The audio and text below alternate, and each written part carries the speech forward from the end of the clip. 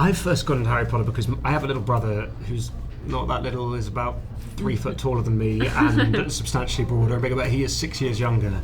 And he read the books and he fell in love with them, and he was like, "You've got to read these things." So I read it it must have been my early 20s, and then I used to go and watch the films every year or two purely to be wrapped in the world, and I see it as a escapism of the kind of most beautiful sense.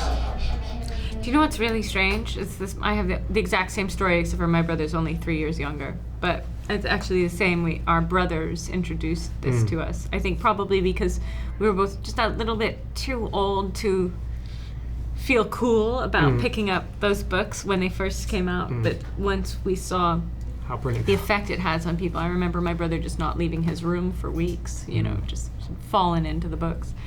And that's the consistent story about people when they enter into this world, is that once they go in, they kind of can't come out until they're through it, and it's very seductive.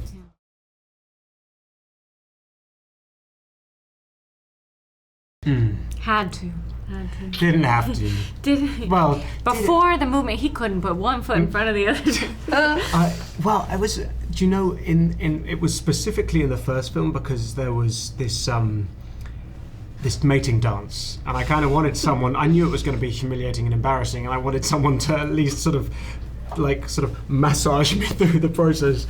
But actually it became really useful because there were so many things like apparating and our wand work and all these things. We all relied on her. And so actually we ended up all working with, she's called Alex Reynolds, she's a wonderful dancer and artist, and so she was very helpful. Eddie had worked with her before, a couple times? Both on Theory of Everything and The Danish Girl. Yeah. And I worked with her on another film too, and it's a wonderful way in from the outside into the character, and found it really, really useful. But also she helped us also off camera too.